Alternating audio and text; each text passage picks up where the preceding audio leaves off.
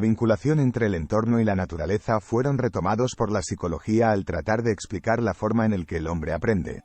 En la denominación de teorías ambientalistas, se agrupan una serie de trabajos que incluyen a la psicología introspectiva, al asociacionismo, al conexionismo, a la reflexología, al conductismo clásico y al neoconductismo. El principal representante de la psicología introspectiva es Edward Bradford Titchener, quien, en colaboración con Wundt, funda la psicología experimental como una rama científica independiente de la filosofía. Titchener definía la conciencia como la suma total de las experiencias de una persona, tal y como están en un momento dado. Wundt y Titchener aceptaban como únicos métodos válidos para la ciencia de la psicología el control y el análisis. Destacaron al máximo la importancia de la experimentación. El conocimiento debería ser empírico y dieron forma al método introspectivo como el medio más eficaz para el estudio de la mente humana. Para la psicología introspectiva, el aprendizaje, como la experiencia, era un objeto de estudio empírico, susceptible de ser controlado. Por lo que, el aprendizaje era toda aquella información recibida por el sujeto a través de la experiencia. A pesar de las grandes limitaciones, se puede considerar a la psicología introspectiva como la fundadora de la psicología como ciencia. El asociacionismo, más que una escuela psicológica, es un principio psicológico. El asociacionismo tiene como antecedentes la filosofía de los empiristas ingleses: Bacon, David Hume, Thomas Hobbes, John Locke, entre otros, quienes ante la pregunta epistemológica ¿cómo conocemos?, responden por medio de los sentidos. ¿Y de dónde vienen las ideas complejas? De la asociación de otras más simples. Spencer, por su parte, aplicó la concepción asociacionista no solo al orden de las ideas, sino también al de las conductas. Sin embargo, van a ser tres grandes teóricos, Hermann Ebbinghaus, Edward L. Thorndike e Ivan Petrovich Pavlov, quienes llevaran las tesis asociacionistas a dar forma a teorías mucho más rigurosas sobre el aprendizaje. Ebbinghaus introdujo una modificación profunda en el modo de trabajo del asociacionismo. La tendencia había sido comenzar con asociaciones ya formadas y tratar de inferir el proceso de formación. El aprendizaje depende del número de veces que se produce la conexión entre estímulo y respuesta. Aprender es conectar. Thorndike enuncia tres leyes del aprendizaje. A. La ley del ejercicio, que sería el método de fijar la conexión entre el estímulo y la respuesta. B. La ley del desuso, que sostiene que la fuerza de una conexión disminuye cuando no se reitera la conexión entre estímulo y respuesta y C. La ley del efecto, que consiste en eliminar las respuestas no deseables y reiterar las deseables. Los principios de la teoría conexionista de Thorndike han sido muy aplicados en el campo educativo, sobre todo el principio de que el aprendizaje se logra por ensayos y errores, así como el principio de que es posible reforzar un aprendizaje con la reiteración y eliminarlo con la dispersión del efecto. Por su parte, Ivan Petrovich Pavlov dio forma a una psicología experimental basada en la fisiología, a la cual dio el nombre de reflexología. Pavlov elaboró el concepto de condicionamiento reflejo, para el cual partió del reflejo absoluto o incondicionado, que consiste en una reacción automática, originada a partir de conexiones nerviosas preexistentes. En cambio, el reflejo condicionado se instala cuando un estímulo artificial sustituye al estímulo natural y se registra la misma respuesta. Para lograr que se aprenda un nuevo comportamiento, es necesario que las experiencias se sometan a un estricto control, el cual consiste en a. Evitar estímulos parásitos, que interfieran en el establecimiento de la conexión artificial. b. El estímulo artificial debe proceder al absoluto y c. Los sujetos de las experiencias deben hallarse en buena salud y con un funcionamiento normal del sistema nervioso central. En pocas palabras, para Pavlov, aprender es condicionar. Watson define a la psicología como una rama puramente objetiva y experimental de la ciencia natural. Su meta teórica es la predicción y el control de la conducta. La introspección no constituye una parte esencial de sus métodos, y el valor científico de sus datos no dependen de una interpretación fácil en términos de conciencia. El conductismo de Watson tiene dos objetivos específicos: predecir la respuesta conociendo el estímulo y predecir el estímulo conociendo la respuesta. Los términos estímulo y respuesta representan para Watson conceptos con una capacidad para entender la conducta. El conductismo insiste en la acción eficiente de los mecanismos neuromusculares antes que en los procesos nerviosos cerebrales, como lo establece la reflexología de Pavlov.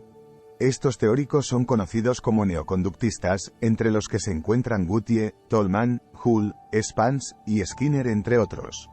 De todos, sin lugar a dudas, el más conocido es Skinner. El mayor aporte de Skinner está relacionado con el concepto de condicionamiento operante. Esta noción se origina de una distinción entre conductas suscitadas a partir de un estímulo conocido y conductas emitidas por estímulos desconocidos. Estas últimas son las denominadas operantes.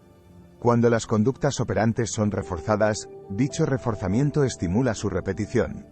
Entonces, a la repetición de conductas, resultado de un reforzamiento de una primera conducta de la cual se desconoce el estímulo que la provocó, se le llama condicionamiento operante.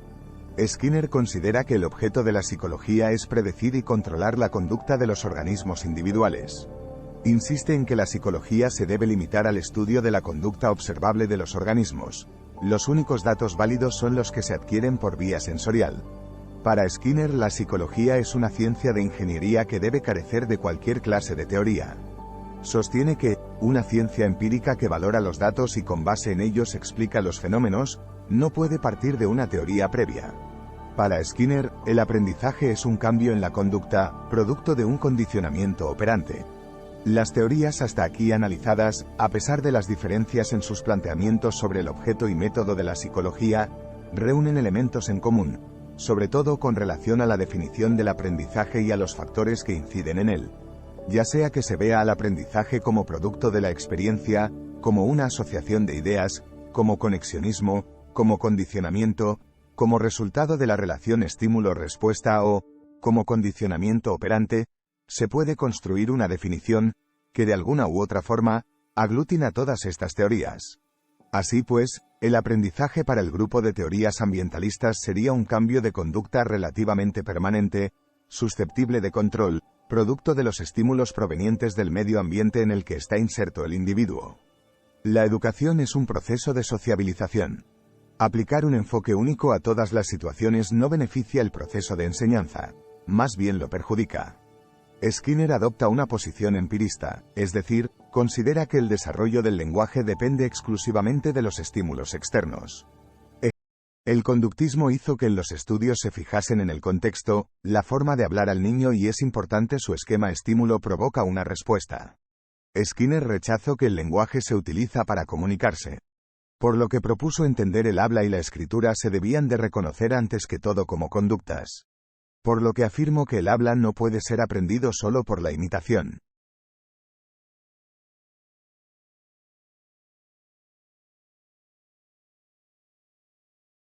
Pavlov fue el que descubrió el proceso de condicionamiento clásico en un estudio con perros.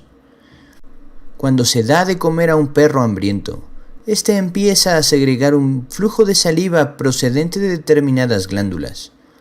Esto es lo que llamamos reflejo de salivación. Podemos decir que la comida es un estímulo incondicionado, que provoca una respuesta incondicionada de salivación. Con estímulo incondicionado, nos referimos a un estímulo que por naturaleza provoca una determinada respuesta, que no necesita haber sido aprendida anteriormente. Con respuesta incondicionada, nos referimos a la respuesta que el estímulo incondicionado produce. Ejemplo, el estímulo incondicionado sería la comida, y la respuesta incondicionada sería salivar. El estímulo incondicionado sería el alcohol en la sangre, y la respuesta incondicionada sería la embriaguez. El estímulo incondicionado sería la muerte de un ser querido, y la respuesta incondicionada, la tristeza. Pero eso no es todo. Pavlov se dio cuenta de que los perros también salivaban cuando la comida todavía no había llegado a sus bocas. Simplemente ver la comida o olerla provocaba la misma respuesta de salivación que tener la comida en la boca. Esto le llevó a desarrollar una serie de experimentos en los que descubrió cómo se producían asociaciones entre diferentes estímulos y respuestas, consiguiendo que una campana provocara la misma respuesta de salivación que la comida. ¿Cómo hizo esto? Muy sencillo. Durante repetidas veces tocó la campana, que es un estímulo neutro.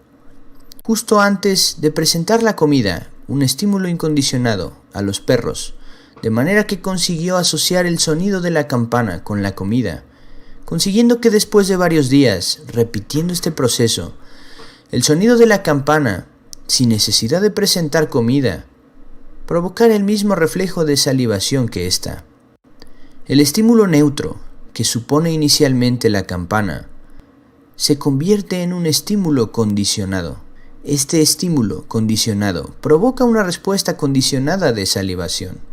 Con estímulo condicionado nos referimos a un estímulo que previamente era neutral. La propiedad de provocar una determinada respuesta al ser asociado con otro estímulo que ya provocaba esa respuesta. Con respuesta condicionada nos referimos a la respuesta aprendida frente a un estímulo que antes del proceso de asociación con otro no la provocaba. Seguramente te preguntarás, ¿esto en qué puede afectarme a mí? Veamos algunos ejemplos aplicados a la vida real. Un niño ve películas de miedo en su habitación. Asocia la habitación con las películas, y el simple hecho de entrar a su habitación le produce miedo. El estímulo incondicionado serían las películas, y la respuesta incondicionada el miedo. Pero el estímulo condicionado ahora es la habitación, y la respuesta condicionada el miedo. Otros ejemplos comunes son los traumas emocionales o vivencias traumáticas asociados a un lugar específico producirán a quien las sufrió una sensación desagradable cuando regrese al lugar de los hechos, por ejemplo, a un lugar doloroso de la infancia.